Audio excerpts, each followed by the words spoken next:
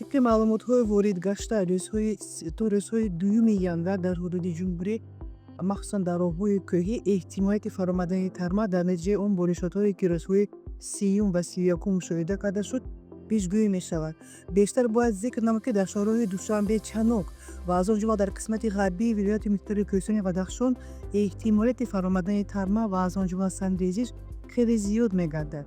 ғайр аз ин бояд қайд намуд, ки дар натиҷаи пастшавии ҳарорати ҳаво дар ин минтақаҳо, яъне дар шоҳраҳои Душанбе, Хуҷанд, Душанбе, Хурух, Душанбе, Рашт, Лахш яхбандӣ ҳам низ мушоҳида карда мешавад. Бинобар ин Кумитаи ҳолатҳои фавқулодда ва мудофиаи граждании назди ҳукумати Ҷумҳурии Тоҷикистон бори дигар эҳтиромона ба диққати ронандагон мерасонад, ки дар ин рӯзҳои то 2 январ кӯшиш намоянд, ки ҳангоми убур намудани минтақаҳои хавфнок хеле эҳтиёткор бошанд. Дар мадди аввал бояд, ки воситаҳои наклиётии худро омода созанд, маълумоти пурра оид ба вазъи роҳҳо, яъне он роҳҳое ки онҳо ният сафар кардан доранд, ҳатман бояд, ки ҷамъоварӣ намуда баъдан сафари худро таҳризӣ намоянд.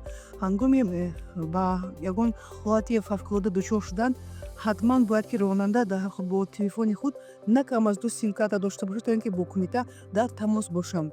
Аз ҷониби наҷотдиҳандагони Кумитаи ҳолатҳои фавқулодда дар шоҳроҳи Душанбе, Хуҷанд дар километри 62 ва 72 аз ҳисаби наҷотдиҳандагон 2 постгоҳ ташкил шудааст. ғайр аз ин бояд қайд намуд, ки дар шоҳроҳи Душанбе, Хорух, ниқтааш дар ҳудуди ноҳияи Ванҷ низ як постгоҳи наҷотдиҳандагон айни замон фаъолият карда истааст, ки мақсади асосии онҳо аз таъмин намудани бехатарии ронандагон ва аз он ҷумла мусофирон мебошад.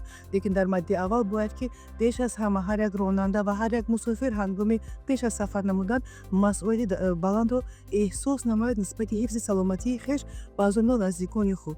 Бинобар ин бори дигар эҳтиромона муроҷиат карда хоҳишмандем пеш аз баромадан ба сафар тариқи шоҳроҳҳои Душанбе, Хуҷанд, Душанбе, Хорух ҳатман бояд, ки оид ба вазъи роҳҳо маълумот ба даст оварда, аз ҳама муҳимаш воситаҳои наклиётии худро бояд, ки омода намоянд. Яъне он чархҳои тобистонае, ки дар воситаҳои наклиётии худ доранд, ҳатман бояд, ки ба чархҳои зимистона иваз намоянд. Ҳатман бояд, ки занҷирҳои эҳтиётӣ дошта бошанд, то ин ки бори дигар такрор мекунем, ҳам яхбандӣ ва ҳам фаромадани тарма дар ин рӯзҳо хеле ва хеле эҳтимолияташ баланд мешавад. Ва албатта дар ин рӯзҳои сардӣ эҳтиёҷоти аҳолӣ барои гарм намудани хонаҳои истиқоматии худ зиёд гашта истодааст ва хоҳишмандем ҳангоми гарм намудани хонаҳои истиқоматӣ тариқи бухориҳо бояд, ки тамоми қоидаҳои бехатарӣ зидди сӯхториро риоя намоянд.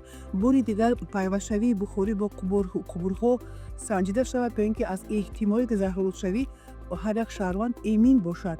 Ва мо бори дигар муроҷиат мекунем ба аҳолӣ, ҳангоми рух додани ҳодисаи табиӣ ё ки техногенӣ, ҳар як шаҳрванд метавонад ба кумита ба рақами ягона 112 муроҷиат намояд.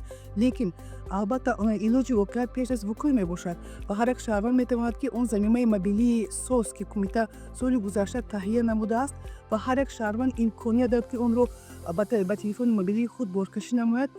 Як ёвари асосии шаҳрванд шуда метавонад ҳангоми рух додани ин ё он ҳодиса, яъне мушовир то омадани ёрии асосӣ. Бинобар ин бори дигар муроҷиат карда хоҳишмандем, ки заминаи мобилии сосро ба телефонҳои мобилии худ боркашӣ намояд.